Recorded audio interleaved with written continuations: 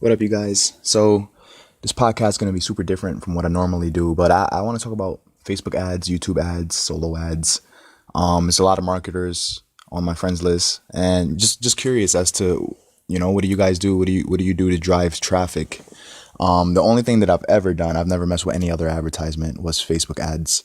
But it's probably and I've been biased towards solo ads. I was like, I don't know if I want to pay for clicks, like it felt like a waste of money, but solo ads are probably amazing. I don't know.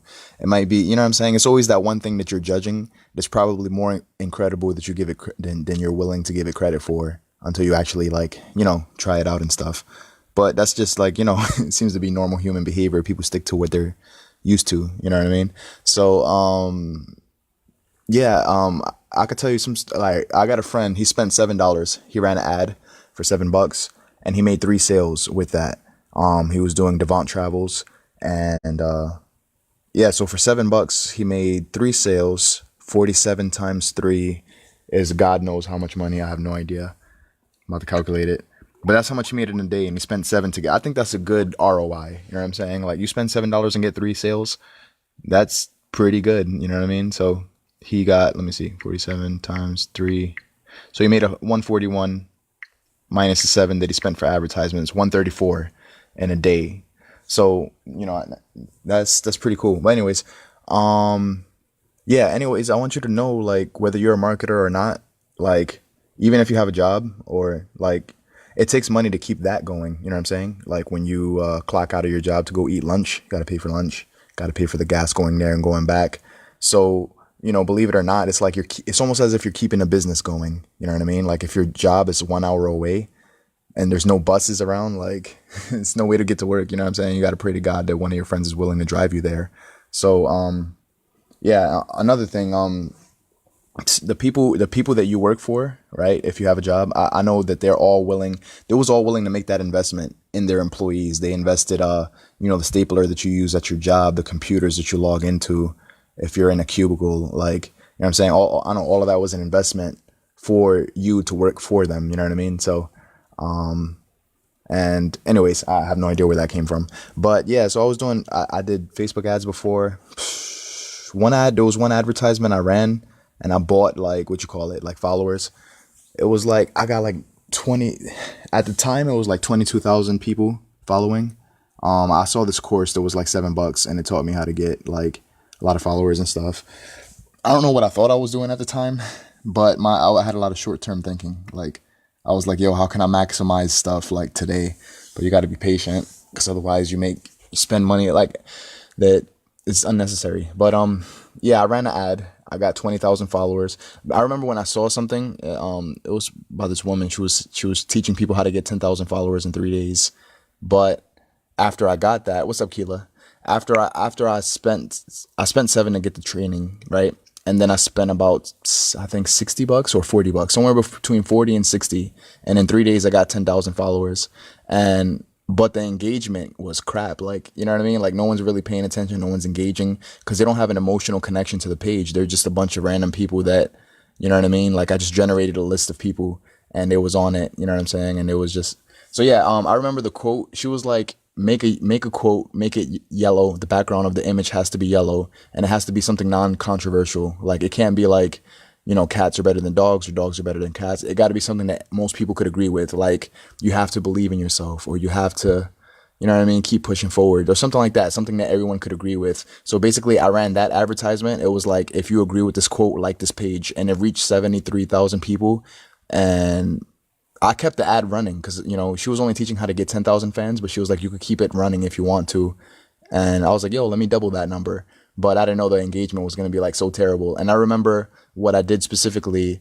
I was targeting the whole world except for America, Canada, and I believe Australia and the UK. Because when you run advertisements, these are the most expensive places to run advertisements to because everyone's running ads in these places because all their buying customers are there. So basically, I targeted the whole planet except for those places. And it dropped the conversion rate of, you know what I mean? How many views turn into like a follow. And so yeah, there was a lot of metrics, like a lot of geeky, nerdy terms that I forgot how to exactly explain it to you. But that's what I did. That was my history with that. And yeah, so I'm wondering, like, I don't know if solo ads are good. Like I got some friends that really use solo ads a lot, or you know what I'm saying. Even YouTube, yeah, I know a lot of people they make like just a YouTube video, and if it goes viral, you know what I'm saying. If you could get one video, it doesn't even have to go super viral. I know if you could get one video to get like 8,000 views, 9,000 views, man, like there's no telling how many sales could come from a single video, especially if it's a video that people are super interested in, and it's well thought out and it's well done, a lot of tag words and stuff, and on a side note, here's some things that I believe could be. How do you record like this? You gotta have an Android phone, and then you could do a podcast. No iPhone people. I don't know why they do that, where iPhone people can't do podcasts, but that's just how it's set up. And then when you go live, there's a button. There's a button to go do just live podcasts. So yeah. If you just gotta have an Android. That's how I do it. I got some iPhone friends that told me they just can't. So, anyways, yeah. So, yeah, just wondering, what you guys do for like ads and stuff like that. And Sub Kilo, what's going on, man? And yeah, I'm really curious about solo ads and stuff like that. You know what I mean? And I know Snapchat ads is a thing, but that's like something nobody talks about. That's probably the most like underpriced attention is probably Snapchat ads. I know it's like $4 to $7 on Facebook to get 1,000 people to look at something. It'll cost between $4 to $7 on Facebook. On Snapchat, it might be $3, from $3 to $5. You know what I mean? And then there's Instagram ads as well. So, but the thing with Instagram, you got to condense your video to 1 minute. You know what I mean? So I don't know. Like the reason I've been so obsessed with Facebook ads is because you could do retargeting and stuff. Like, I know there's a way. I don't know it yet. I got to figure it out and go on damn YouTube and type in, yo, how do you do this one thing? But there's this one thing, this feature on Facebook where you can create a lookalike audience. You know what I'm saying? Like, let's say you're selling merchandise, you're selling watches, I don't know, and you have 100 people. There's also a Facebook pixel that you could put on your website that tracks. Oh, that's crazy. I was just talking about iPhones and my phone, my computer just popped up with a message saying, you got an iPhone? I damn sure don't. But yeah, anyways. What's up, Timothy? Yeah, so what was I saying, yo? Hold on, my bad. Yo, so like Facebook ads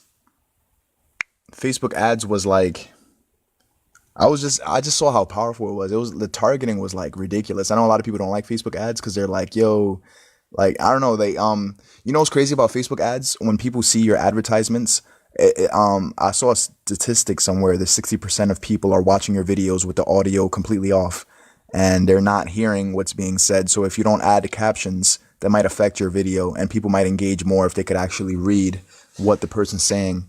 And I have a friend who was like, yo, that's why I use YouTube ads, because people log into YouTube and they watch videos with their volume already up. You know what I mean? Facebook, you have to hit the button that says the button for volume, because volume doesn't appear on a video right away. You know what I'm saying? Even if your volume is all the way up. I was like, yo, that's interesting, man. I didn't know that 60% of people are watching, and they're watching long videos too. They're watching like, you know what I'm saying, 10 minutes worth of content, reading the whole thing. I guess, and maybe they're doing something. They're probably at work, or they're on their break, or they're somewhere where they can't turn the volume up, or they don't have headphones. So I guess they read it instead. But I got a friend that he was like, yo, it's way better to do YouTube ads.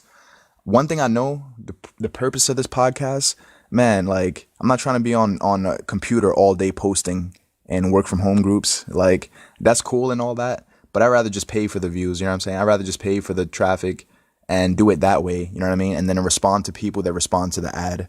You know what I mean? Because but posting in groups, like, you know what I mean? That's cool and all, but it's just, I don't know, man. It's not something I feel like doing, So I know when people get involved in marketing, you only have two options. The paid version of getting attention, and then a free version of getting attention. And the free version means posting in a lot of groups, and you know what I'm saying? But the paid version, so I was listening to Gary Vaynerchuk one time. He was like, yo, when it comes to like entrepreneurship, marketing, in the beginning, you either have one or two things. You either have, money that you could pay for engagement, or you just have time.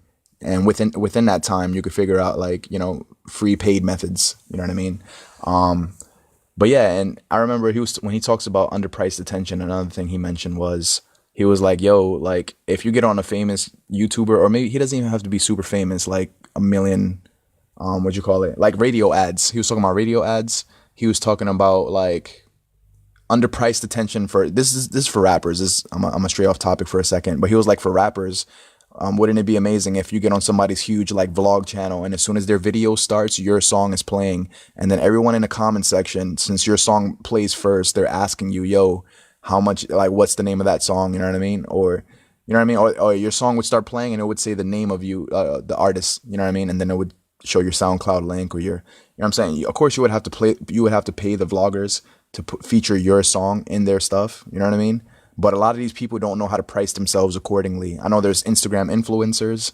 You know what I mean? There's like these Instagram influencers, like once you start having like 10,000 followers, 15,000, 20,000, 25,000 or more, like people start coming up to you saying, yo, man, how much can I pay you for you to feature my content on your page? Because they know that out of 25,000 people that follow you, a percentage of them might just convert into a sale. You know what I mean? And they could pay you up to like, depending on how big your page is, you know, they might pay you like between $5,000 and $20,000, you know, or more for a single post, just to put up a post, and the company who they're trying to have you sponsor them, their website link for like 24 hours. You know what I mean? So these are the things that people are doing for attention. The reason attention is so important is because it leads to sales. You know what I mean? It leads to, you know, one thing I know for sure, like before, whatever your message is, before you could tell your boss how awesome you are for the job and you're qualified to work that position, you have to get his attention. And to get his attention, you have to, you know what I mean? How do you get someone's attention at the workplace? You have to have a good resume. Once you have a good resume, there's a chance of you being selected, and then you sit in front of him. They do an interview style. Once you get that interview, that becomes a sales pitch. Even though you're not a salesman, you're selling yourself. You're saying, yo, I'm a hard worker. I do this. I show up on time. I'm responsible. You know, they ask you cliche questions. Yo, why do you need the job? Or why do you want this position? And you know what I'm saying?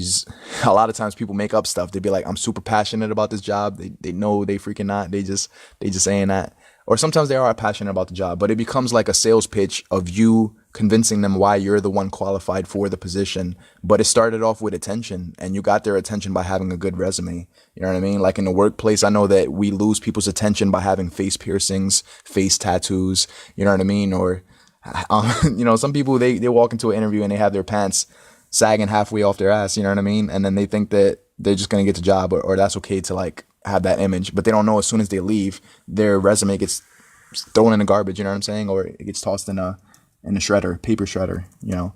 So, yeah, man, I think Facebook ads is incredible. I don't know much about it. I just know that I've seen some people do amazing things on it. And, it's all about the creative. I know that for sure, because you might run an advertisement that you think is cool, but it just doesn't connect. You know what I mean? Like, what's up, Taisha?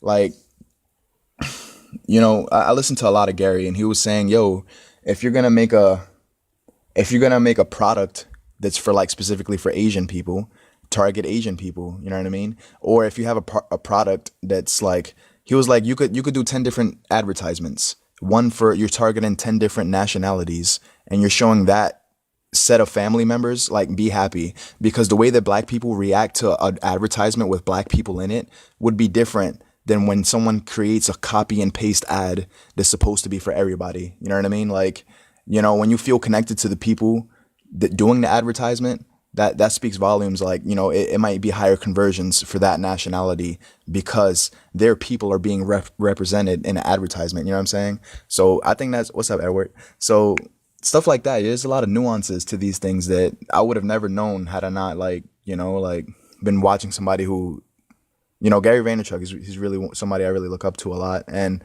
these are the type of questions people ask him all the time. And you know, he has like 85 keynotes, or probably more, 95. I saw all of them. You know what I mean? I was hungry to know what he knows. You know what I'm saying? And, but anyways, yeah. So solo ads, right? I don't know much about them, but I think people have been getting a lot of success with them, you know? Here's the craziest thing I've seen on Facebook, like in my whole life, in terms of like making money on Facebook. I saw this one dude make 225 sales in a week. I'm like, that's crazy. And he was just running ads. He was like testing. Like, because with the ads, you could target between 18 and 65, or between 18 and or you could even go lower than 18. It depends on if you have a product that everybody could buy. But usually, if you have something that people got to sign up for, you have to be 18 to like get into business and stuff like that, start investing and all that. But yeah, you could target specifically women. You could target just men. It depends on what your brand is. I mean, not your brand, sorry.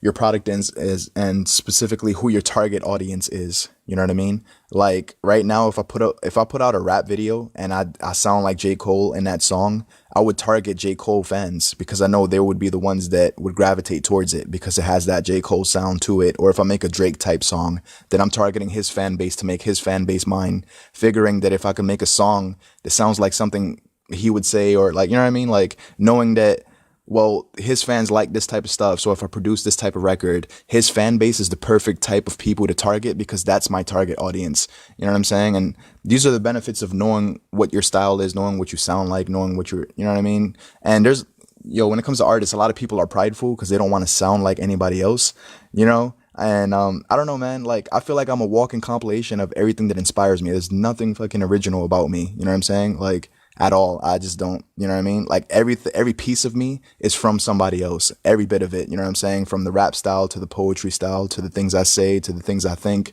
You know what I'm saying? To the things. You know, it all comes from people that really inspire me. You know what I'm saying? And but yeah, but I have enough self awareness to know that someone with no self-awareness are going to think they're so damn original that there's nobody on this planet like them when there's like 7 billion people, dude. Like you think there's nobody on the planet like you? It's definitely somebody.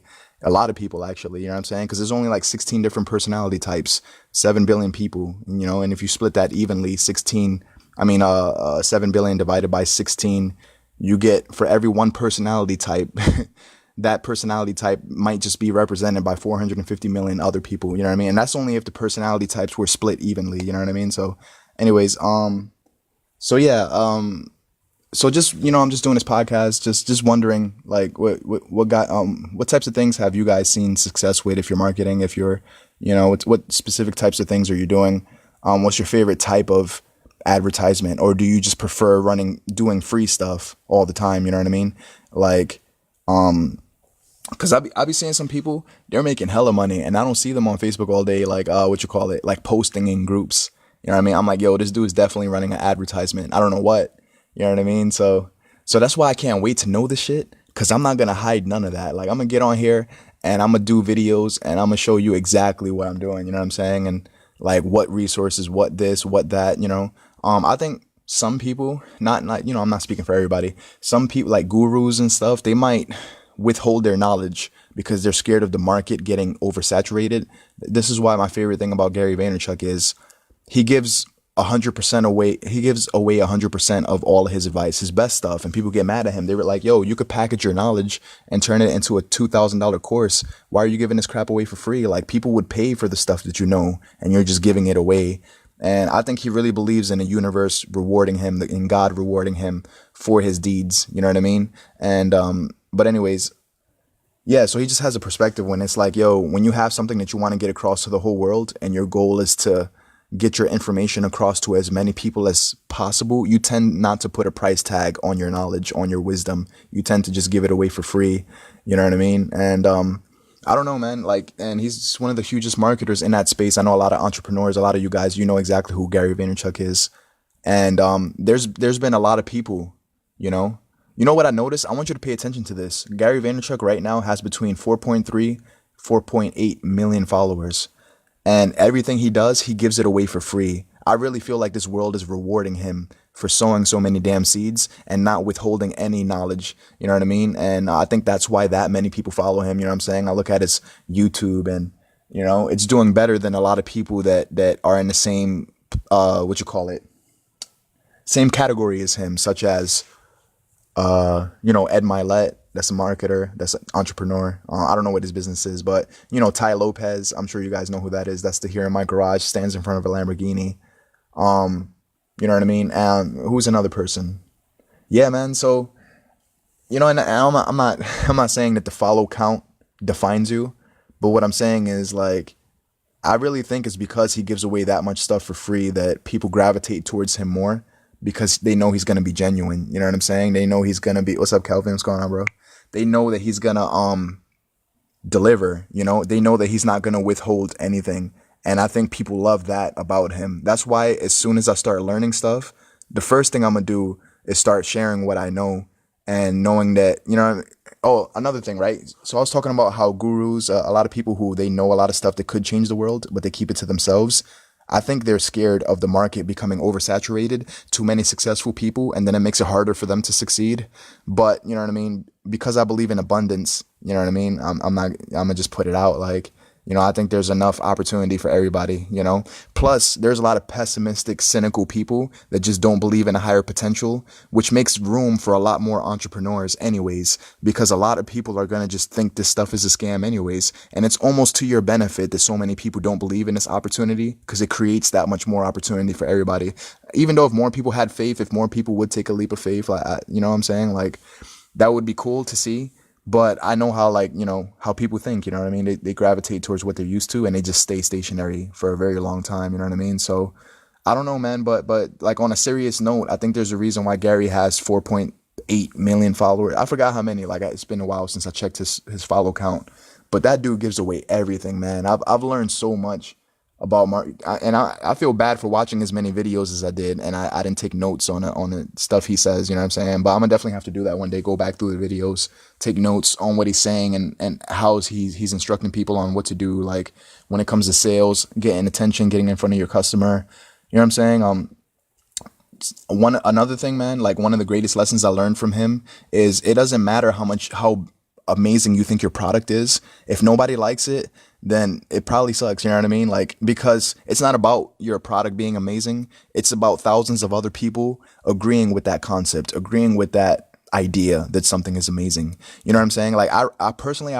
some of I write music and stuff, but I don't get to judge that my music is great. I mean, of course I'm gonna think it's great because I wrote it. Like, every artist likes his own stuff, for the most part. But I don't have the right to make that decision for the marketplace. You know what I mean? I have to just put the music out and let the marketplace decide if it's good or not. You know what I'm saying? If I put out a song and the marketplace punches me in the face, then I know I wrote a whack ass song. You know what I'm saying? It's back to the drawing board, write something else. You know what I'm saying? And and I have two options. I could dwell that people don't like it, or I could just come back stronger, write something better. You know what I mean? So do another song, and just knowing that not everybody's going to gravitate towards everything, but it's the same thing if you got a product, you know what I'm saying? I want to talk about like scams and stuff like that. I know a lot of you who are trying to sell something, you get so mad and triggered when someone calls your opportunity a scam, and you're like, yo, why are they doing that? I don't know, man. But I know if you focus on it, it's just going to waste your time, life is a numbers game, you know what I'm saying? I know that it's going to break down into some people believe, some people don't. As a marketer, you're not looking for the disbelievers. You're looking for the believers. Just like Jesus, man, like on some Jesus Christ stuff. Like, he wasn't looking for the disbelievers. Like, you know what I'm saying? He's looking for the believers. Like, of course, his message is for everybody. You know what I'm saying? Like, some would argue that what Jesus had to say is available to everybody. But I think there's things that are not available to the person that's gonna do nothing else besides reject it their whole life. You know what I'm saying? Like, sometimes I wonder, man, was it for that person if all they're gonna do is reject it? Some people would say, yeah, well, it is for them. It just so happens that they're rejecting it. And I get that too, but it's like, you know what I mean? Like, kind of like veganism, like, is veganism for a person that wants nothing to do with it? You know what I mean? So yeah, man, having empathy, like, empathy is one of the hugest things I learned from Gary, in terms of, like, it's just a good business strategy, man, to, like, really care about what your customer has to say, you know what I'm saying? Or really care about what the marketplace has to say, and only care because you want to, like, adjust, you know what I mean? I remember one time I heard him talking about this. He was like, it's amazing how I give a damn and I equally don't give a damn about what people have to say. And he broke it down. He was like, yo, here's what I mean. He was like, I care enough to hear it and then adjust, you know what I mean? But I don't care enough to hear it and then be crippled by somebody else's opinion. You know what I'm saying? Crippled by somebody else's judgment on what they think I should be doing, or I don't spend enough time with my wife, or I travel too much. You know what I mean? Because, like, out of 365 days, this dude, he travels, like, you know what I'm saying? Like 150 days. He'll be out on the road speaking, touring, or God knows what else he's doing, And so when he says he's not interested in people's opinion, he probably wouldn't be interested in people saying, yo, dude, you need to spend more time with your wife. Cause, like, other people, outsiders looking in, they don't know that him and his wife are satisfied with him traveling 150 days a year. But to another family, that would be foreign. You know what I mean? So it really depends on what you consider normal, you know what I mean? Perspective has a lot to do with things, you know what I mean? Because like there's something that a family might does that's like hella strange to every other family, but to them it's normal, you know what I mean? And as outsiders, we like to like set criterias on what should be based on our standards. If I was that person, it should be this way. But anyways, so yeah, man, just if there's any strategies that you guys are using that works, I'd be more than willing to like know what those things are, man. So far, like I know there's a lot of solo ad vendors, and I don't know if these things work good or not. I'm sure some of them do because like people get results, but so yeah, man, just curious as to what you guys do. I don't know if there's anything more powerful than Facebook advertisements. You know what I mean? I know a lot of people hate Facebook ads. That's because they can't get their ad to not get flagged. You know what I'm saying? Recently, I was trying to post an advertisement. It got flagged, but I didn't let that piss me off. I just posted another ad, and then that one got accepted. I posted about it this morning. If you want to see what I'm talking about, I made a video this morning about what I've been doing lately. And so yeah, man. What else I want to say? Yeah, man, because like I'm sure a lot of you who post in groups all the time, you're like, man, I don't want to be doing this. Oh, I want to tell you something crazy, right? There's this guy, his name is Kervin Cherry is his name on YouTube. He used to be an MCA dude, and I bought a lot of people's training. And this guy, he used to spend from $5 to $10 per day on advertisements. And you might think, damn, that's expensive, man. That's between $150 to $300 a month. Why would you spend that much money on advertisements when you could just post in work from home groups and not have to pay $300? The reason he's willing to pay that money is because that money converts into $5,000 per month. So, you know what I mean? Like, so you just got to ask yourself, would it be worth it to spend 300 to get back $5,000? Shit sounds hella worth it to me. You know what I'm saying? So like stuff like that. That's why, marketers talk about, what's the ROI, and usually people use ROI as an excuse not to do. Because if you don't know the return of investment on something, you're like, this is too risky. Like, you know what I mean? So I don't know. I think one of the riskiest things is just not trying shit. So I'm just in a place where whatever might work, I'm trying it. You know what I'm saying? I'm going to put some money into it. I already lost $4,000. I don't give a damn that I lost $4,000 because I know my potential net worth is way higher than that. Way higher. You know what I'm saying? Like I want to talk about belief systems for a while. When you really believe you're going to get yours, you don't care that you lost $4,000, like for real. Like, you know what I'm saying? A lot of people would cry over that. They'd be like, I'm not running advertisements anymore. I'm not investing anymore. I'm not doing this anymore. I'm not doing that. And it's like, bruh, like, do you want to get out the rat race or not? You know what I'm saying? Do you want to stay in the hamster wheel? You know what I mean? Because that's for the most part, I'm pretty sure most people that want to be a marketer, except for the people that just purebred entrepreneurs, you know what I mean? Like, it's because they're tired of the rat race. You know what I mean? They're tired of barely having enough. You know what I mean? They're tired of a lot of stuff. You know what I mean? So if you let failure disappoint you to the point where you're done, then it's like, then that's it. Like, then it's back to mediocrity. And then you stay in that. And then you justify staying there because it's like, I don't want to lose $200. You know what I mean? So what's another thing I could talk about? You know what I mean? That's relevant to what I'm saying now. There's a lot of mastery courses that are like $1,000, $2,000. There's certain things that we put under a certain level of scrutiny that we don't judge other things in the same light. For example, for some reason, it makes complete sense to spend $85,000 on education going to college, but it makes no sense to buy a $2,000 mastery course. You know what I'm saying? When that $2,000 course could teach you potentially how to make $400 a day. You know what I mean? It's just a huge investment on you're buying information. When you go to college, that's what you're buying. You're buying information. The thing is, spending $85K for education, that's a system that's been sold to us. That's something that's been indoctrinated into us. That's why we're more prone to, do it. And plus these people, is brand. Brand is why we're willing to do these things, like Yale, freaking Harvard, and all these top-notch schools or whatever school it is that you want to go to. Like, usually it's the brand of the school, the name and reputation that draws you in. You know what I mean? So yeah, it's interesting, like how, one of my favorite scriptures is in the Bible is a good name is to be cherished amongst gold and silver. Because I think a good name leads to everything else. I was talking to a friend the other day about the importance of being a likable person. I think being a likable person matters. I'm not saying I'm here to kiss your ass or other people's asses. What I'm saying is, if you don't like me, if I'm selling a product, you think you're going to buy it from me, you don't even like me. You know what I mean? If you don't know me, you don't like me, you don't trust me, You know what I mean? And that's the first pillar, like trust, people knowing you, people liking you, people being able to relate to you. It could lead to business, or it could lead to so many other things. You know what I mean? Like, I always think about how people are spreading the gospel, preaching the gospel, and kudos to you if that's what you're doing.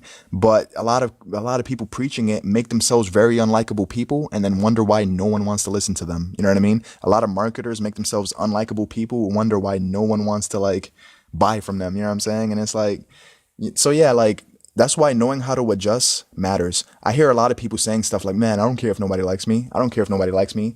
And then you get mad when the people that don't like you sit and talk about you behind your back all day to other people that don't like you. And then you're surprised by that. Why are you surprised by that? You know what I'm saying? When someone doesn't like you, what do you expect them to do with their time besides talk about you when you're not around? You know what I'm saying? They don't like you. Like, they're not going to say positive things about you. If they liked you, they would have nothing negative to say, you know? This is why, man, I've learned so many concepts listening to Gary. Another thing I want to share with you guys, it just popped into my head. He said, the halo effect. I want to talk to you about the halo effect.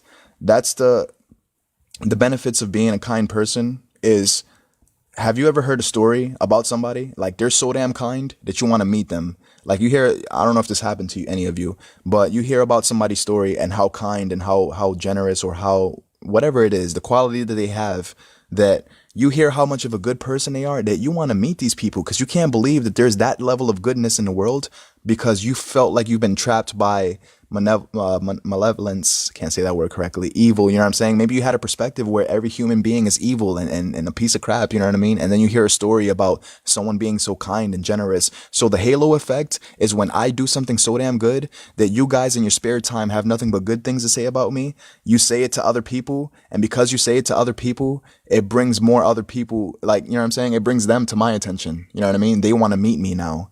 And then through me meeting these people, it can turn into business. It can turn into amazing friendships. You know what I mean? So yeah, like, so the halo effect basically means, because the opposite of that is the devil's horn effect, like, which is when you're such a terrible person that no one has anything good to say about you. You know what I mean? And there's a lot of terrible people out here that they're just getting surprised when people are like saying, first of all, there's no type of human behavior that surprises me. I've learned how to not be surprised, because my expectation, I realize I do have expectations. You know, I talk about expectations a lot. Here's I think one of the only expectations that I have, to be honest. Two of them, I only have two. When I go into business with somebody, if I give somebody a service, I want to get paid for my work. You know what I'm saying? I'm not into laboring for free. You know what I mean? Unless me doing something for free leads to an opportunity, then yeah, I think that's, there's a lot of times when you have to do things for free. You know what I mean? I know there's situations where sometimes you got to have enough humility to scrub the toilet of the office that you want to work at. You know what I'm saying? Or sometimes you got to have the humility to go to the store and buy a cup of coffee for the person you admire, just so you could be in his presence, so that when he starts talking about the things that you want to understand, he's telling you these things. You know what I'm saying? But I know there's people in this world that they're too damn proud to like get somebody a cup of coffee, because they're like, yo, I'm not your errand boy. You know what I'm saying? Like, I'm not here to, like, every time you need coffee, get it for you. You know what I'm saying? Not understanding that if you did that, it would lead to conversations that you want to have and lead to you being their business partner, because maybe the person is sending you off to go get coffee is a millionaire, and maybe you want to be a millionaire, but your pride might limit you from getting to understand their knowledge just because you're above getting someone a cup of coffee. Like, stuff like that I fucking, I never thought about stuff like this, but listening to Gary Vaynerchuk, these are the type of things that I've learned from him. You know what I'm saying? Don't be too proud to do the things that will lead to something that you actually want. You know what I mean? And I was like, whoa, that's crazy. You know what I mean? Because, like, before him saying that, yeah, I probably would have said, I'm too damn proud to do this for you. Like, you get your own damn coffee. Like, what the hell I look like doing? You know what I mean? And it's like, but if so, another thing he said, like, like people like, Kobe Bryant, Michael Jordan, or, pick any celebrity you want, right? He says, if there's someone in this world that you really admire, you got to be willing to, like, do anything to be in their presence so that you could get the information that they have, so that information could put you on. You know what I mean? Like, he was like, work for free if you have to, do things that you don't want to do. You know what I'm saying? He always talks about, like, 9 roommates in a 2-bedroom apartment, 10 roommates in a 2-bedroom apartment, like straight immigrant style. Because that's what the immigrants do. That's why they come over here and take over America, because they come here with 14 family members in a one bedroom flat, and then 10 years later they're all independent business owners because when you got 14 people in a 1 to 2 bedroom apartment, rent gets incredibly cheap when everybody has a job. You know what I'm saying? Like rent is like $100 a month. And even if you live in New York City, most people, anybody has, if you live in America, you got $100 a month. You know what I'm saying? For the most part, you definitely do. Like, because anyone in America is definitely at least the top 15% of the world. I know people want to get to the 1% of the world. The 1% are the millionaires. Actually, 1%, like it starts at 450,000, something like that.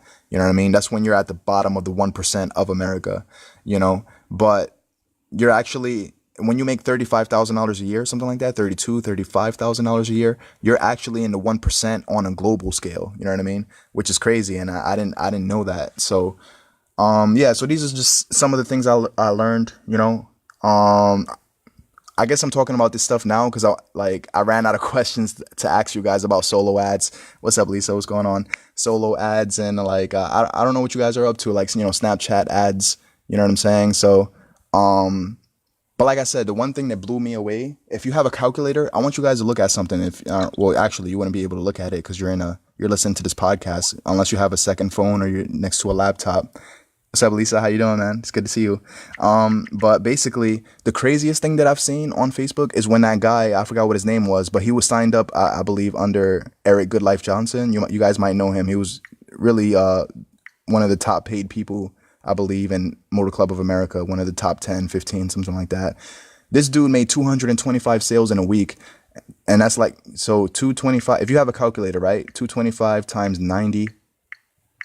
So that's $20,000.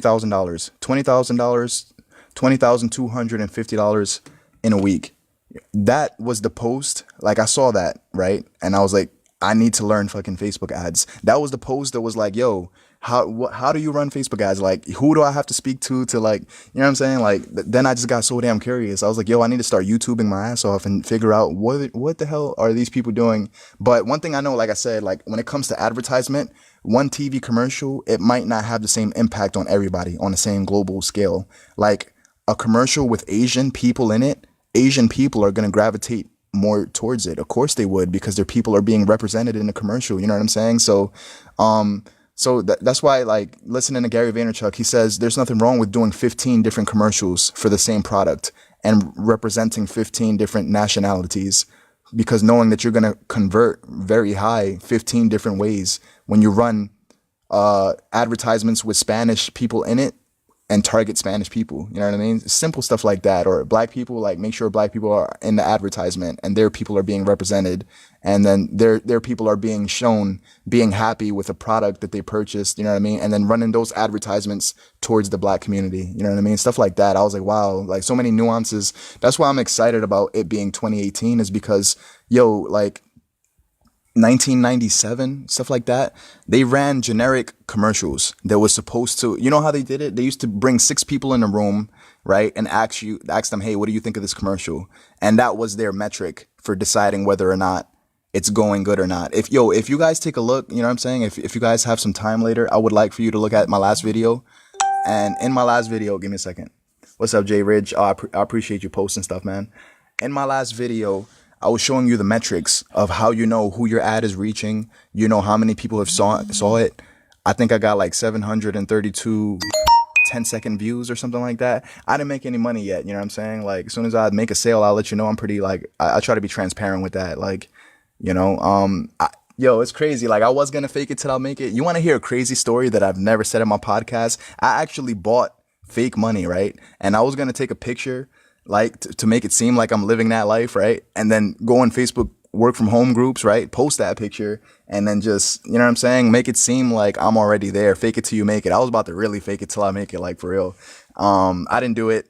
It was just a part of me that felt weird doing that shit. That's not me, you know what I'm saying? I know a lot of people are hopping fences at airports. They'll hop the fence and they'll take a picture in front. They'll hop the fence at an airport and take a picture in front of an airplane that's not theirs, in front of a private jet that's not theirs, and then take a selfie like as if they just got off that jet, and then hop the fence again and pray to God the cops don't see them doing that, and then post it on Instagram just to get footage. You know what I'm saying? Just so that footage could generate a sale, just so that that picture could generate a sale. You know what I'm saying? And I'm not knocking these people. Like, yo, you do what you have to. Like, obviously these people are doing those type of actions because that's what they feel like they have to be doing to generate a sale.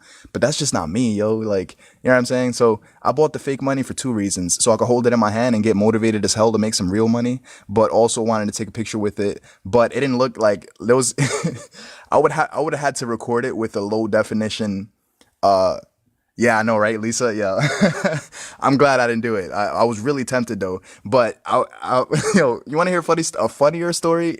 One of my good friends, one of my good marketer friends, he was on the phone with me. We was talking. He was like, yo, I've seen somebody actually, they call it prop money. That's the name of it. PROP, prop money. That's what they use in movies. When you see movies and they're robbing a bank and there's like millions of dollars, all of that's fake money. And they, you know what I'm saying? They buy stacks of it. Some of it is filler. Filler money is like when they have a real bill on the top and a real bill on the bottom, but in the middle, it's just like the yellowish faded out, looking like it's a bundle, but it's actually like blank paper. Or you could get the full stack where it's like each one is a actual like bill. You know what I'm saying? So I can always tell who the fake people are in network marketing.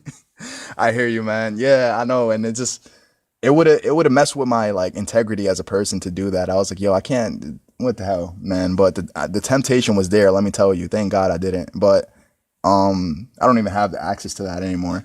But yeah, man. So I was just like, yo, I just want to do things legit, you know. But like I said, you know, I have no hate towards these people. I really believe people do things because they feel like they have to. You know what I mean? This is the reason that people sell drugs. This is the reason that people are, you know what I'm saying? Everyone has a mindset that makes their actions permissible. And for as long as their mindset justifies their action, that's why they commit to their actions. You know what I'm saying? I'm so glad I understand that, because I used to dwell in my house thinking about, why are people so mean? Why are people evil? Why do people do this? Why? And I figured, people do the things they prefer to be doing. It's because it's within their preference to do those things, or within their free will to do so. And there are some people committing to actions that they rather not be committing to, such as maybe they've been smoking cigarettes for like 25 years and they'd really like to quit. You know what I mean? But then sometimes I have trouble with that, because I'm like, yo, there's another person in this world who's been smoking for 25 years, and where a person found an excuse they kept saying, this is my last cigarette, I'm done. And they kept going for 25 more years after they already did 25 years. There's another person that was like, yo, this is my last cigarette and I'm done for real. No matter how hard it is, because I have to stop. You know what I mean? So one of the biggest lessons I learned from Gary Vaynerchuk is, sorry for that notification. I found just being myself in my makeup videos is key. Yeah, definitely, man. In a Gary Vaynerchuk video, he said, man, what the hell? I forgot. I was going to say something like super deep, but hopefully it'll come to me, man. It left my mind. What the hell, yo? What was that? Yo, Lisa, if you're listening, can you remind me what the hell I was saying before I forgot? Like, I have no idea, yo. Like, I was on to something, but, man, he said a lot of powerful stuff. This is why I get mad at myself that I don't take notes on the stuff that I hear, because it's like, I can't depend on my memory. If you depend on your memory to recall everything, man, you're in trouble, man. It's good to take notes. It's good to, like, you know what I'm saying? When you watch a powerful YouTube video, act like it's school and just type the best quotes in it and then memorize them, you know what I'm saying? And then keep it in a journal section of your laptop, phone, or whatever. And you know what I'm saying? So that you don't have to depend on your brain to call from your memory, and like, you know what I'm saying? And then when you try to call it out of your brain, it's just gone, you know? But you were talking about smoking the last cigarette. Yeah, I was saying that, and then I was saying something else. Oh yeah, okay, thank you, man. I appreciate you reminding me. All right, so yo, sometimes, you know, there's areas where, all right, one of the biggest things I learned from Gary Vaynerchuk, he said, if there's somebody who looks like you, who has two abusive step parents, just like you have two abusive step parents, who came from the same city as you, went to the same school as you, they look kind of like you know what I'm saying? Like, they're the same nationality, same circumstances, and yet they're massively successful, you know, and you're not. Like, you know, he was like, yo, then what's your excuse if one person made it out with your circumstance? Because I know a lot of people use circumstance as an excuse to why they can't be doing better for themselves, and they fall in love with their current story. People are like, yo, you don't know what it's like to be me. It's like, bruh, I know I don't know what it's like to be you, but you don't like what it's like to be you. Like, why are you trying to get me to relate to that, or be empathetic towards that, or be sympathetic towards that? Like, you hate your current story, but you repeat it as if it's the best written movie script ever. Like, Like, you know what I'm saying? People just repeat their story over and over. I watched a powerful video today by Dan Mohler. He's like a religious figure, and he's just so, his philosophies are just so powerful, man. He said he was asking God, why do people hang on to their story anymore?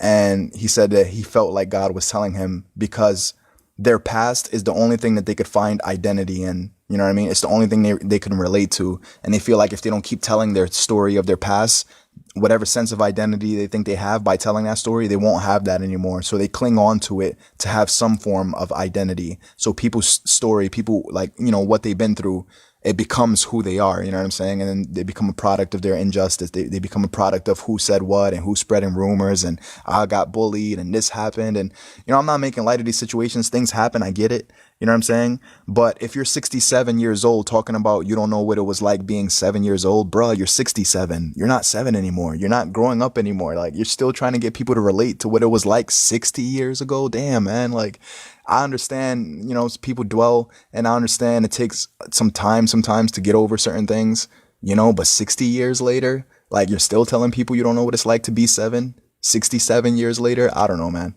But anyways, so yeah, man, it was just so powerful for him to say, if anyone who made it out of your circumstance, you know what I mean? Like, what's your excuse now? If they made it, how come you can't? You know, they had the same things that were holding them back that are holding you back, except where you found an opportunity to complain about your current circumstance and allow that to hold you back from moving forward. They found that as their reason as to like why, you know what I mean? I was watching their reason why they want to move forward. I was watching a Jim Rohn video the other day, and somebody was telling him, they're like, yo, you're incredibly bright.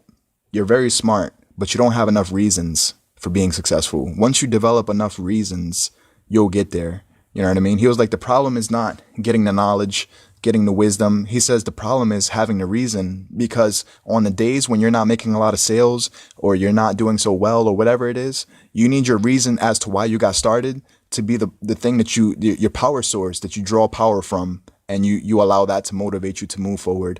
I know a lot of you get into marketing. You might have a daughter, you might have a son, and that might be your why. You know what I'm saying? And maybe you have their picture on your laptop screen as a constant reminder that if you quit, it's not only you're quitting on, but it's your kids that you want to do better for. You know what I'm saying? So having a strong why like that, like, this is why I got involved in the first place, that's just powerful to hang that up somewhere, whether it be on the refrigerator or in your wallet, or just, you know what I mean?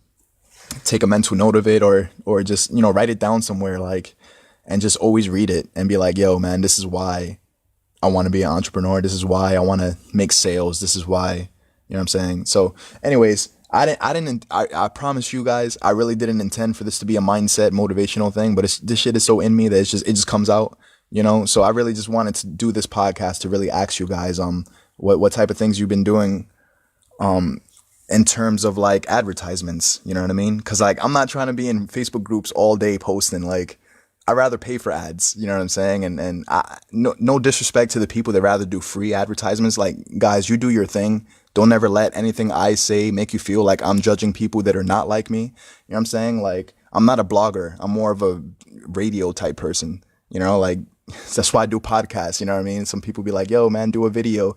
It's like, I will eventually. But for now, like, podcast is my thing. Cause like, I'm not looking at my phone right now, and it just allows me to concentrate on what I'm saying.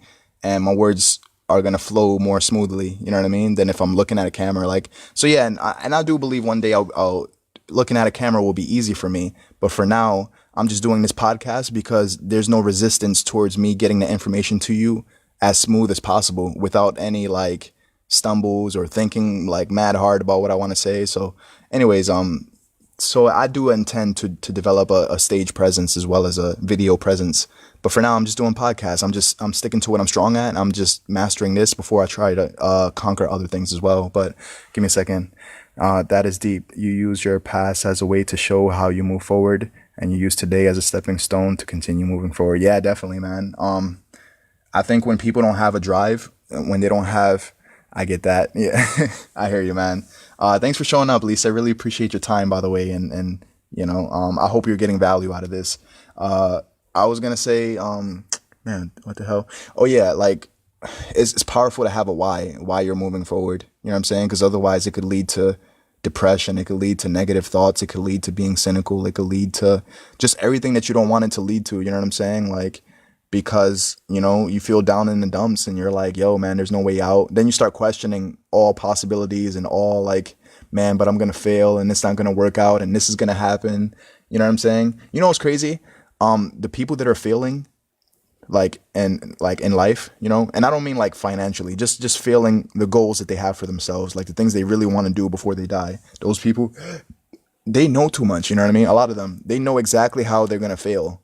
They're like, yo, I could give you 10 different reasons why I'm going to fail. And it's like, bruh, you only need one good reason why you're going to win. Like, you know what I'm saying? You need 10 reasons to be a failure. You only need one reason to be victorious. Like, it just takes one reason. Like, why you're so, you elaborate so much on failure. You know what I'm saying? You don't realize that it only takes, you know what I'm saying? Like, so I don't know, man. And in terms of life, like right now, to be honest with you guys, I'm not where I could be in life or where I should be. I wasted a lot of time.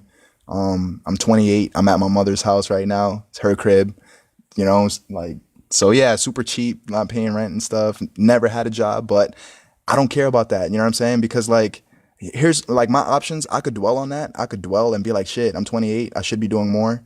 And then allow that to bring me into depression. Or I could get excited about what I know my potential is and just focus on that shit. You know what I'm saying? Plus, it only takes a couple $100,000 for me to not care about the last 10 years of my life. You know what I mean? And not perceive it as a waste. The only thing that would make it wasteful is like, damn, man, if only I got wisdom at a younger age, I could have planted more seeds. I could have like did more podcasts, or I could have got passionate about things sooner. But in terms of, you know what I'm saying? Like, comparison is the thief of joy. I want to talk about that too briefly. A lot of depressed people are comparing themselves to other people. Like, if your marriage is failing, the worst thing to do is compare your failing marriage to somebody's happy marriage. Like, what does someone's happy marriage have to do with your failing marriage? And then you compare how happy other people are and be like, damn, I want that happiness. And maybe to the point where you get jealous or envious, you know what I'm saying? And develop all these feelings. They just don't help your situation or make you stronger or make you a better person. It just makes you more resentful towards the world and make you feel like this world owes you something or things should be better or it should be, you know what I'm saying? So I don't know, man. Accountability has helped me a lot with happiness, because when I wasn't accountable, it was always somebody else's fault why I felt the way I do. Like, my feelings were dependent on other people's behavior all the time. I was at the mercy of all other people, how they act. That's why I do podcasts about this stuff as much as I can, because, you know what I'm saying? It's not fun to be sad and then your sadness being someone else's fault, because when it's someone else's fault, that means they have to do something for you to feel better, which means you're going to be a mess until they decide to do better. And then what if they don't decide to be better towards you? Then what? Then you're just going to be a mess. Like, but that was me for like 5 years, for like 6 years, battling depression and stuff. And losing, man. Depression was kicking my ass for like 6 years, 5 years, and Kelvin, I don't know if you're still there. Like, you was, when I was at my externship site, there's a guy, he might be listening now. I was going through it, bro. Like, and there was just things that I didn't understand. There's a quote in the Bible that says, "My people perish for a lack of understanding." This world, it teaches you that what you don't know won't hurt you. Like, it's not a big deal. But the Bible teaches that what you don't know is destroying you. What you don't know is taking your life away. It's stealing your joy. You know what I'm saying? It's keeping you depressed. It's keeping you down. You know what I mean? So I used to have entitlement expectations. That's why most of my podcast is about that subject, because I feel like if I know how to overcome that, the most selfish thing of me would be to withhold that to myself and not share that with the world. You know what I mean? Or not share that with as many people as I can, to say, yo, dude, you don't have anger issues. I know your doctor told you had an anger issue. You have expectation issues, because every time you've ever been angry, it came from a damn expectation. Drop your expectations. You can move on with happiness. You know what I'm saying? Every time someone doesn't return your text message within 30 minutes, that's not an anger issue. You have entitlement. You think you're entitled to receiving a text message within 30 minutes. And because people are not living up to your expectation, now you have anger. You know what I'm saying? Like, I believe that. I believe that all anger comes from some level of entitlement, expectation. And getting rid of that gets rid of the anger. You know what I'm saying? Also, another thing that helps me is just loving people. You know what I'm saying? Loving people that I would otherwise complain about all day. You know what I'm saying? Because if I love you, you can't irritate me. And I know a lot of people, they say, yo, the ones that you love have the power to, hurt you the most. You guys ever heard that quote?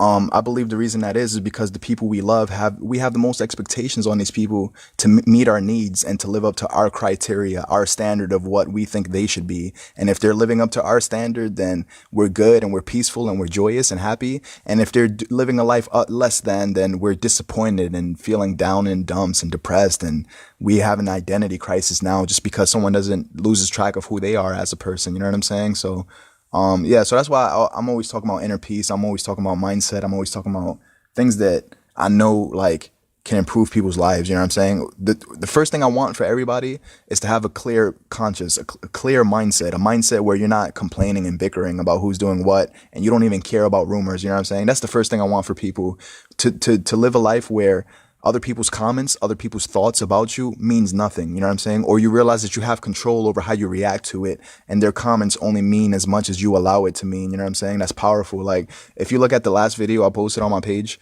there was a guy heckling me, man. He was like, yo, like, he was like, fuck off. He was like, he didn't like being advertised to, you know. I showed up on his timeline and he was mad at me for that. And I was like, dude, if I disrupted your day, like, I apologize, dude. I had a in-depth conversation with him, you know. I know some of you think, yo, that's a waste of your time. If he's a heckler, just ban him from your fan page. Like, he's disrupting your sales flow and, you know what I mean, or whatever.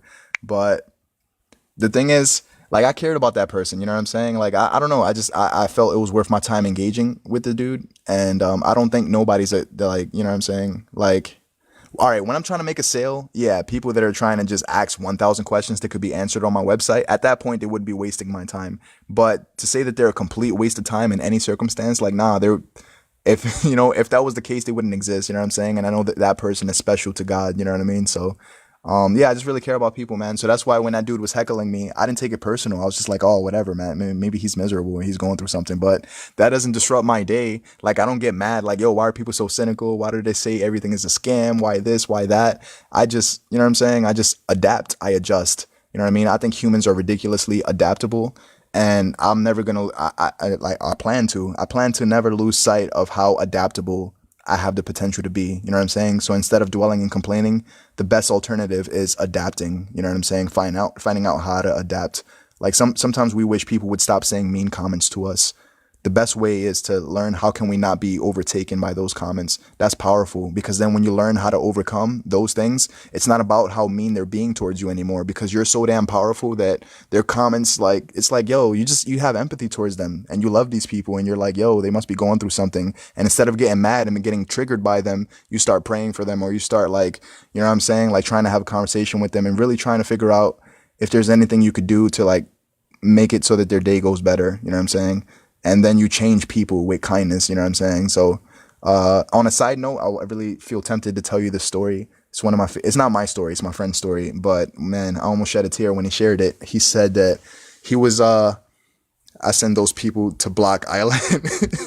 Yeah, and I get it. Like, I understand why, you know what I'm saying? Like, I understand why you would block these people, because it's like, yo, why are you heckling me, man? I'm just trying to make a sale. I'm trying to make an honest living, and you think I'm out here trying to scam everybody. Like, that's not even what it is. But these people are so convinced within their own minds that it's a scam that you can't tell them otherwise. And, you know, it feels like a waste of time talking to them. So I understand why you would block them. I get that. But yeah, anyways, Block Island, yo, that's funny, man. So what the hell was I? Yo, Lisa, can you remind me what was I saying again? Okay, yeah, on my friend's story. Forget it, Lisa. If you're typing, you could forget to, like, remind me. I got it now. My friend, right? His I do a bless and release. I hear you. Oh yeah, God bless and then block. I get that. My friend, he changed his mom with kindness. His mom used to drive him to work, and she used to yell at him the whole way there. And then she used to yell at him the whole way back. And all he did was say, "Mom, I love you. I can't wait to see you when I get off work. You know what I'm saying? I hope you have an amazing day." And then she would just say, "Yeah, whatever," and start cursing. And then just, you know, like, just rude, you know? And for months, she did that to him. And for months, his behavior towards her was consistently kind, constantly, to the point where months later, she broke down crying. And she's like, something like, "Man, I want to thank you for loving me when I wasn't being too lovable."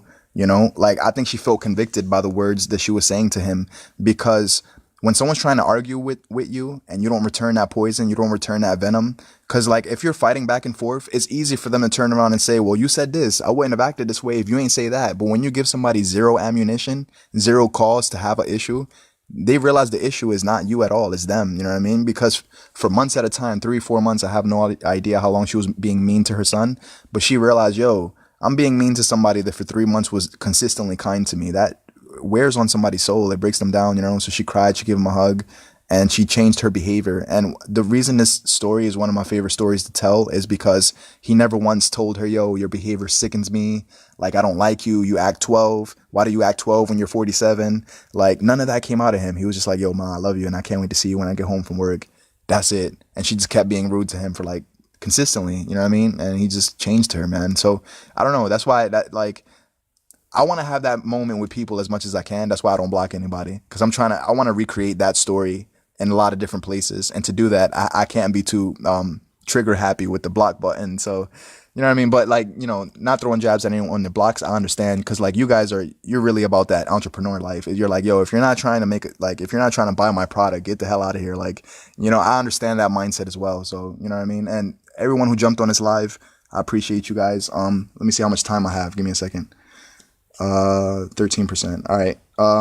Doing some late night cleaning.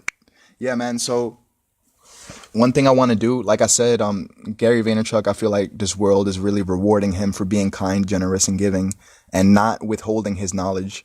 And I think there's a reason why he has like 4.8 or 4 point. He has a ridiculous amount of Instagram followers. You know what I'm saying? It's not only because he's kind and he gives amazing advice, but his business advice. He's not trying to sell a $5,000 mastery course. You know what I mean? He's not withholding anything. And if you look at Tai Lopez's page, if you look at people similar to Tai Lopez, you know what I'm saying? They withhold a lot of stuff. Like, they do give free courses, but a lot of stuff is like, yo, you're going to pay me for my knowledge. You know what I mean? And because of that, people have a skewed vision towards them, where it's like, you know, a lesser amount of followers are going to follow them.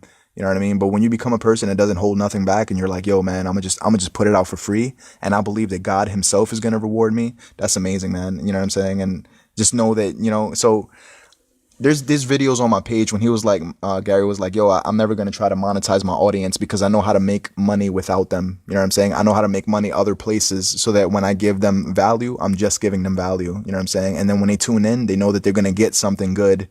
You know what I mean? And then when I have a sneaker, he's like, yo, when I have a sneaker, when I have a book, you know, when I go to speak and I ask you guys to come, you know what I mean? And he was like, yo, I don't expect, because I gave so much value, that I'm entitled to you coming to my speaking engagement, or I'm entitled to you buying my sneaker, or I'm entitled to you buying my books. Like, he was like, yo, like, you know. And so, yeah, man, I just, you know, there's a lot of things, nuances in his character I picked up, and I was like, wow, this is, you know, I think the world would reward that type of behavior. And it's crazy, because like, I know a lot of good people that mean well. They wish they could be good, but they feel like every time they're kind, they get punished for it. So now it makes them want to be cynical and like not be the nice guy anymore, because nice guys finish last, you know what I mean? And people are tired of getting trampled. So they're like, oh, F it. I'm gonna just be an asshole. Like, I see all the assholes getting ahead in life. So I guess that's what I have to be to get ahead, which brings me to my next story I want to tell you guys briefly. Like, Gary Vaynerchuk hated Steve Jobs, right? And right after Steve Jobs died, he actually got on stage and talked about how much he hated him anyways, which when somebody dies, that's probably an inappropriate time to talk about how much you hated them. So he got booed off stage, I think, or something to that effect. And he was talking about, he was talking about, oh, I appreciate you. Thanks, Lisa. Good story, testimony. Yeah, no problem, man. He was talking about, yo, I hate Steve Jobs because he used to mistreat his employees. He used to step on a lot of toes, and, you know, he's a billionaire and people idolize him. So people who look up to Steve Jobs, there was like, hey, if he's a billionaire and he treated his employees like shit, then I guess if I want to be a billionaire, I got to get people to work for me and then treat them like shit. You know what I mean? Like, Steve Jobs, I think Steve Jobs thinks that for him to get the best work out of his employees, he has to scare the crap out of them. He has to put fear in their heart. He has to, you know what I mean? And Gary really believes that people work harder for you when they actually love you, when they love you so much that they would feel guilty if they were letting you down or underperforming, because, you know what I mean? Like, you mean that much to them. So he's building an empire based on like love, you know what I mean? And, he was like, yo, the reason I don't like Steve Jobs is because his empire was based on like fear and trying to force people to submit to him. And he started a whole league of people that felt like,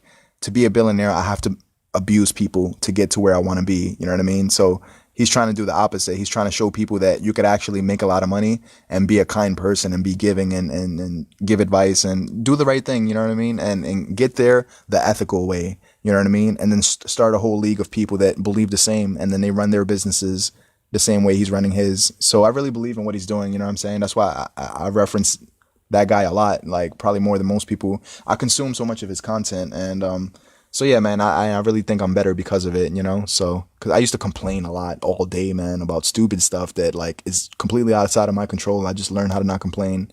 But anyways, what I was gonna say, let me see how much time I'm at 9%. When I get to like 5, I'm gonna go. So yeah, man. So I just, I got into a whole lot of other random stuff, but these things are just in me. It just comes out. But like I said, the intention of this podcast was I was just really curious as to what you guys are doing in terms of like solo ads or Facebook ads, or what's your ad preference? If you're running paid advertisements, what is it that you guys prefer to be doing?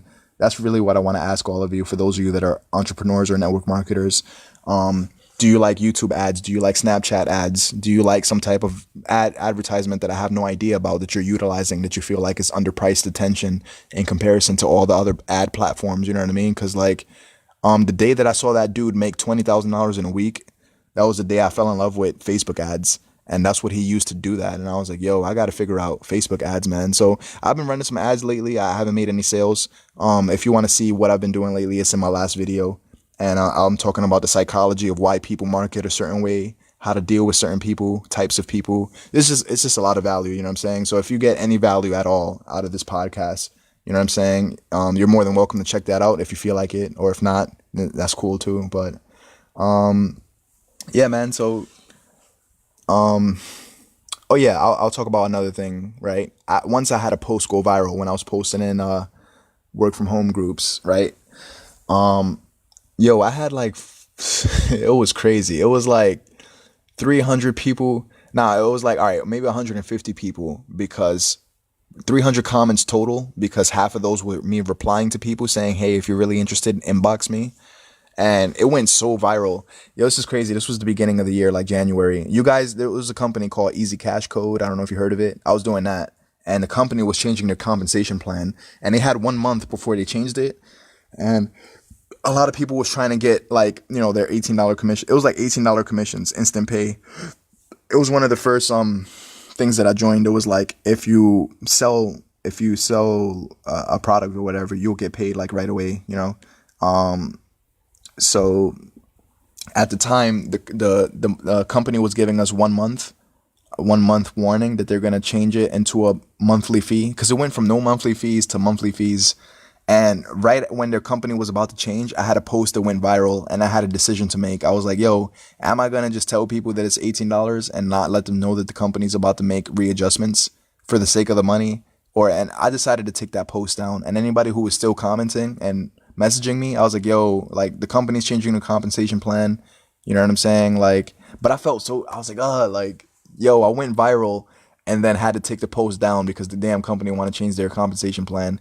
But I felt like I did the right thing. And I'm so glad listening to Gary Vaynerchuk, because he's brainwashed me into believing that doing the right thing is always the right thing. You know what I'm saying? So I took the post down, and I was like, yo, me making a bunch of $18 commissions and not telling you guys what's going to happen to the company or the direction of the company's going, that's unethical, to be that way. So I was like, yo, fuck it, man. Like, I'm just have to trust God that I'm going to be okay. Like, if I don't make a couple sales, so what? You know what I'm saying? It's not worth it at the expense of other people, because I don't know if that's their last $18. I don't know what they go through financially. You know what I'm saying? So like, so yeah, like, you just don't want to, I'd rather add value than to ever take away anything. You know what I mean? There was a girl, actually. It's funny you're here, Lisa. I think there was another girl that I knew. Her name was Lisa. And I remember her, I was honest with. I really liked her. She was cool. And she was from the UK. And I was like, yo, man, I'm sorry. Like, this was my website. I want to let you know. I actually told her, I was like, yo, don't join under me. Don't join this company. Like, they're changing their whole arrangement. You know what I mean? I was like, this is what I thought. I mean, this is what it was, and this is what it's turning into. And I'm just actually not going to advertise that anymore. And we actually became cool after that. She was like, cool, man. If you ever find a business opportunity that you're interested in, like, please let me know about it. And, so yeah, man, I saved the friendship, just being honest. You know what I mean? Just being like authentic. And so yeah, like, I just don't want that on my conscience, So to do that to people. But anyways, another thing, right? While I'm on subject of marketing and stuff like that, do you what companies are you guys involved in? Do you like instant pay commissions? Like, do you like do you like stuff that has no monthly fees? Do you like what type of businesses do you like? I don't know if some of you guys are forex traders. I used to trade binary options 4 years ago. I lost all my money, man. Like, my greatest moment was when I made $150 in like 10 minutes. I was like, yo, why the hell do people get jobs? And then less than 4 weeks later, I lost all my money. I'm like, oh, okay, that's why people get jobs. Because because they clear out their accounts and they treat it like they're gambling. And then, so yeah. Give me a second.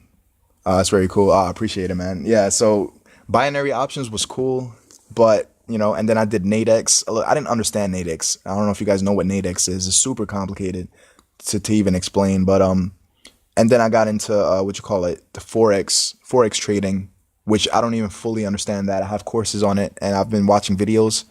But I know that, man, people are making crazy money off that. I've seen this one guy make $1,700 in 3 days. I've seen somebody else make 2 grand in a day, and just it's crazy, like numbers like that. And I'm like, man, this is the stuff that I got to figure out. I got to figure out what the hell the rich people are doing, because if I don't, I'm gonna take advice from broke people, and I'm gonna be just like them. Another thing I want to say: be careful who you take advice from. Make sure the person you take advice from, you admire their position in life.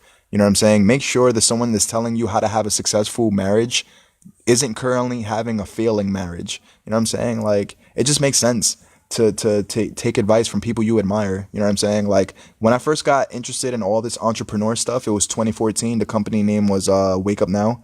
And what made me interested was this one guy. I'll never forget this guy's face. His name is Darren Fryer. He was one of the biggest guys in Wake Up Now at the time. I have no idea what that dude is doing.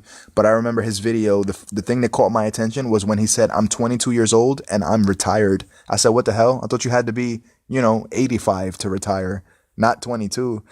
So that caught my attention. I'm like, what is he about to say next? I was super interested. I was locked in at that point. I never once said it was a scam. I never once said this dude is out of his mind. None of that, yo. I was like, you know what my mind said? I said, oh, give me a second. I said, this damn opportunity that he's a part of, right? Because he started talking about he's making $20,000 per month, sometimes $30,000 per month.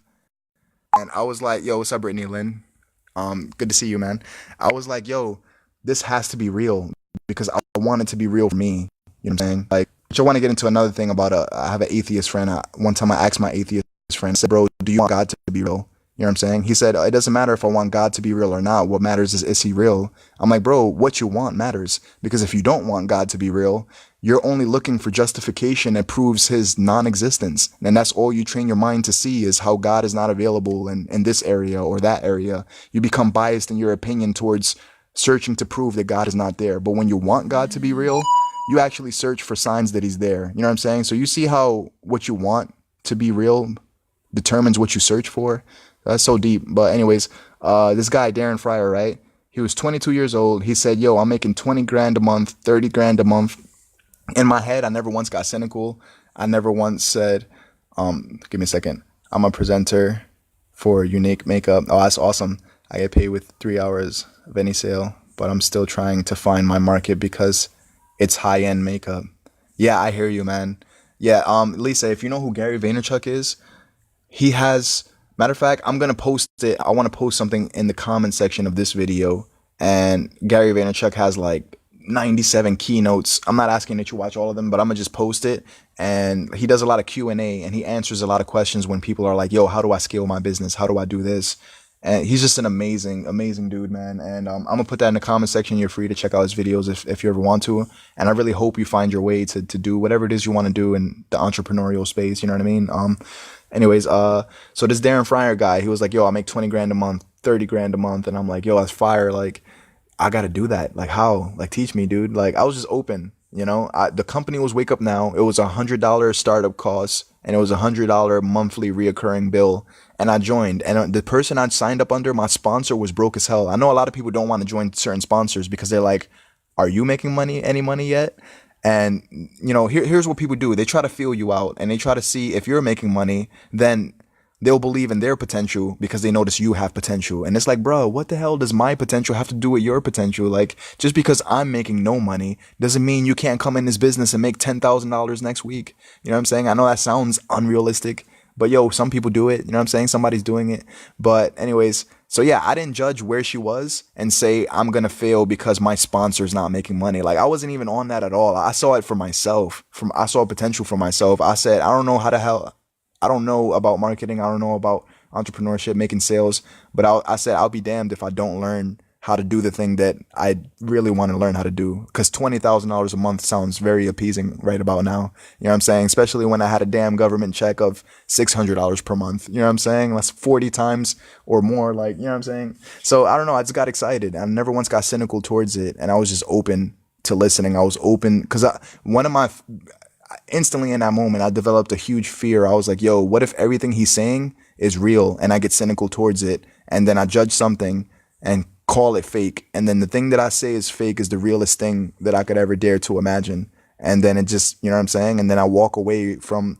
I always wonder how many people, they could have been a salesman and made $4 million a year, you know, but instead they said, I'm not a salesman. I don't want to learn the tactics of how to sell. And they settled for what they consider a lot of money, $75,000 a year. And it's like, bro, $75,000 a year is per year. That's cool. But shit, what's wrong with 4 million a year? You know what I'm saying? What's wrong with 10 million a year if you're capable? You know what I'm saying? So I know a lot of people, they say money doesn't matter. Here's what I'm getting at, right? Here's what I believe. I believe whatever my potential is in terms of getting money, in terms of like getting attention, in terms of like getting my music out there, stuff like that, whatever my potential is, I don't want to compare myself to other people. But if my potential is $10 million a year, like, I don't want to live underneath that if I'm capable of more. You know what I'm saying? Like, I don't want to settle for 75K thinking that's a lot of money. And then I die, I stand before God and he tells me, yo, do you know you was capable? If you would have had faith, if you would have did this, if you would have like been more open-minded, let me show you how much you could have made. And with that money, let me show you how much more people you could have helped, how many more homeless people you could have fed, how many more, you know what I'm saying? Like, how many more people you could have empowered to be financially free. You know what I'm saying? Because I gave you a heart to like not build $2,000 mastery courses, but instead everything you learn, go out into the world and teach it for free. Teach them how to fish. You know what I'm saying? So that they don't have to knock on your door constantly asking for fish. You know what I'm saying? Because, you know, like the lack of money is crippling, you know, a lot of people, you know, and it's just, yeah, it's crazy. So anyways, random statistic. I don't know if you guys know this. If you have $1,000 in your bank account, you're doing better than 75% of Americans. That's crazy. So, you know, and this is like one of the wealthiest countries, you know. So you might wonder, yo, if it's one of the wealthiest country, how come people are like underperforming? It's because they're underbelieving in themselves. That's what I believe, man. You know, just people don't see, they're indoctrinated to see life a certain way. And if what you're telling them doesn't fit the scope of what they perceive life to be, then it sounds like a scam, you know what I'm saying? And some people are going to unfortunately die that way, you know? And there's probably nothing we could do about it. As entrepreneurs or whatever it is you guys are doing, you could only inspire as many people as you can and just, you know, just move on and stuff like that. So give me a second. Yeah, man. So anyways, yeah, I had a lot of fun with this podcast. I'm gonna wrap it up. I'm trying to think if there's anything that I really want to close this subject on. But really, like I said, that's all I really wanted to talk about was you know, if you guys are running paid ads, if like, what's your favorite type of ads? Some people they love solo ads. Some people love Snapchat ads. Some people love Facebook ads, Instagram, YouTube. So, you know, and also why, you know what I mean? If you don't mind saying why that's your preference and why you like it so much and how is it better than other platforms? I'd love to hear those things if you want to share those things, you know? So anyways, yeah, man, I guess the one thing I want to end on is please believe in your potential. You know what I'm saying? Like, you're capable of so much, you know, and if you already believe in yourself, there's probably a good chance you're capable of so much more than to the level that you already believe. Like, you know what I'm saying? Like, maybe what you're capable of is like 20 times like way above your current belief system of what you think you're capable of. And you might not even know it, you know? So, and also I want to say that everything you want in life is right outside your comfort zone. Everything. It's designed that way. You know what I'm saying? There's so many men that won't ask that girl out because they're scared of her saying no. Bruh, go ask that girl out. Like, if she says no, you act like you're going to die. Like, you know what I'm saying? There's so many dudes that they want to do something, or girls that they want to do something, but they're like, yo, what if I fail? what if this happens? What if I start up a business? A lot of people don't like to document their process, right? Get on social media and talk about their business opportunity and get excited about it only for 3 months to pass, and then the family members are like, oh, what happened to that business you were so excited to start? And then family members have condescending, mean comments about, well, man, like, what made you think that you were better than other people, man? Like, you should have just got a job. What's with this entrepreneur stuff, man? What you think all that scam stuff is gonna work? Like, that stuff's just a scam. It's a pyramid scheme, you know. And then you got to hear stupid comments that you probably rather not hear. You know what I'm saying? That's why a lot of people, they rather not talk about it on social media, you know. And I get that, you know what I'm saying? Like, if you don't have the strength to post it because you feel like you're going to fail anyways, and then have to explain yourself to everyone that doubted you, and that's why you don't even post your progress or your status updates or your, like, whatever you're doing, you just keep it to yourself, and then you try to, like, let the success do the speaking for you. I get that as well. So yeah, man. So, you know, believe in yourself, you know, things are possible. Please don't let people control your emotions. Please don't say stuff like, you're making me mad, you're making me sad. I used to say that all the time, and I realized I was making me feel everything that I was feeling. You know what I'm saying? Like, I want to end it on this note. There was a girl that I asked her, I said, yo, why do you enjoy making me feel the way you do? And she simply said, yo, you're the reason why you feel the way you do. And it took me like 6 years to realize she was right, man. Like, and then at some point, I don't know when, I just took full accountability that if I feel like shit, it's my fault. You know what I'm saying? Like, if you curse me out randomly, it's my fault. Like, I'm just going to say everything is my fault, because when things are my fault, I get to become the best version of myself and see what I could do to clean the mess and become better. But when everything is your fault, I'm waiting on you to be a better person. I'm waiting on you to come to my rescue. I'm waiting for you to be my emotional backbone, because without you, I have no backbone. You know what I'm saying? Without your love, I don't feel loved. Without you valuing me, I don't feel valued. You know what I'm saying? Without you saying kind things, I don't feel like this is a kind world. Like, so I'm always needing you to encourage me and lift me up, because without you, I'm not lifted up or encouraged, which means I'm an emotional liability to myself as well as every other person around me. And I'm constantly going to draw from other people. I'm going to be a leech, you know what I'm saying? Searching for love desperately, you know what I'm saying? So I want to tell you that I really believe you were created to be love, and, you know, not to be loved. You know what I'm saying? To be loved, to walk out in love, and not to desperately need it, so much so to the point that you have an issue with everyone who refuses to love you. You know what I'm saying? So, yo, what's up, Dion? Good to see you, cuz.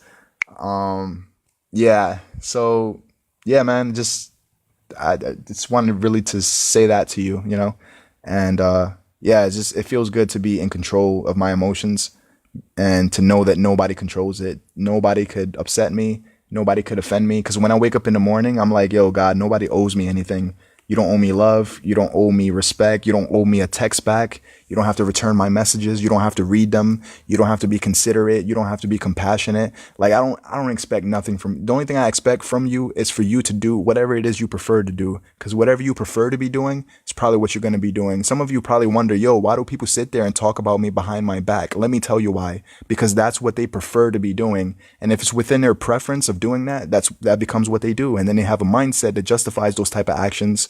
And yeah, man, like I said in my last video, when I look at life, I think things break down into two categories. Either the thing you're doing is a good use of your time, or it's a complete waste of your time. It's one or the other. You know what I'm saying? Like, this is personal, but I masturbated one too many times, way too many times. You know what I'm saying? And it's crazy. Like, I think about how many skills I could have developed if I wasn't on Pornhub all day. Like, you know what I'm saying? Like, just a waste of time. You know, I know it's pleasurable. I know sex is exciting. I know it's like awesome or whatever, but it's like, bruh, like, so many people I could be inspiring. Instead, I'm on Pornhub. Like, I need to change my life. Like, you know what I'm saying? So yeah, man, it's just, there's things that, you know, like, that's how I break things down. You know, either it's a good use of your time or it's a waste of your time. But, you know, if you justify feeling pleasure all the time, you know, here's the thing, like, most people, they want to entertain themselves like 7 hours a day, 6 hours a day, 9 hours a day, because they hate their life so much that their escapism, like what they use as a form of escapism, it becomes their like drug. You know what I mean? And maybe they're not on drugs at all. Maybe their drug is like Fortnite or like playing Grand Theft Auto online, whatever it is. You know, it becomes the thing that they do to escape from the world, because they hate their reality so much, because they don't believe that they're in control. They believe they're a victim to their circumstance, and they don't believe they have the power to shape their destiny. You know what I'm saying? If people realize how powerful they are, they wouldn't live a life of mediocrity. I promise you they wouldn't. It's because they don't know. You know what I'm saying? So if there's anybody you're mad at because they won't live up to their potential, there's a good chance they have no idea what their potential is. You know what I'm saying? And they don't need you to get mad at them. They need you to love them where they're at and just encourage them to be better and respect their free will. You know what I'm saying? Because some people are just going to choose mediocrity. Some people are just going to choose living a life less than because it's comfortable there. You know what I'm saying? And people prefer what's easy. You know what I'm saying? Like I said, when people talk about you behind your back, the reason they won't confront you is because it's easier to talk about you behind your back. And people gravitate towards whatever's easier. That's why a lot of you marketers, you probably be like, yo, people come up to you. They be like, yo, I noticed that you're making thousands of dollars online. And I just want to know, yo, is it easy? Yo, what's up, James? They be like, yo, is it easy to make thousands of dollars online? And you guys know, for those of you that are making that type of money, you know that that person's probably going to fail at online marketing because it's not about, is it easy? It's about, do you want it? You know what I'm saying? Like, is it easy to get into heaven? Probably not. But that's a bad question. Is it worth your damn time if you get into heaven? You know what I'm saying? Like, you've been smoking for 27 years. Is it worth your time if you drop that habit? You know what I'm saying?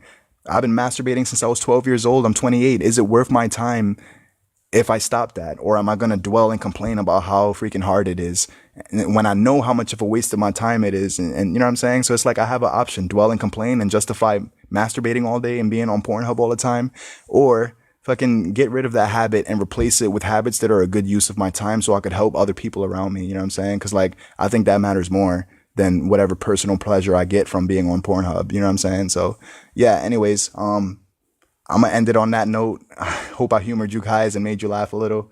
Love you guys so much, man. If there's ever a specific podcast topic that you want me to cover, let me know. I'll be glad to cover it. And as I learn things, I'll reveal them as I learn them. You know what I'm saying? So I'm excited about that. So I welcome you to follow me in my journey, man, as I start really documenting my process of where I'm at and what I've been up to lately. So love you guys so much, man. Yeah, man. And also, last thing, I'm also curious to know what you guys are doing for running advertisements. Do you like running ads? Do you prefer posting in Facebook groups all day, work from home groups? Do you prefer that? Do you like the paid approach? Do you like, you know what I'm saying? Like YouTube ads, solo ads? I don't know nothing about solo ads. I just know I'm obsessed with Facebook ads. That's all I know. So I'm just doing this podcast, just curious as to what do you guys like doing? You know what I'm saying? And what's your preferred method of getting leads? That I really want to know. So with that being said, Lisa, thank you so much for joining. I hope you got value. Thanks everyone who joined, and yeah, man, see you on the next one. Take care.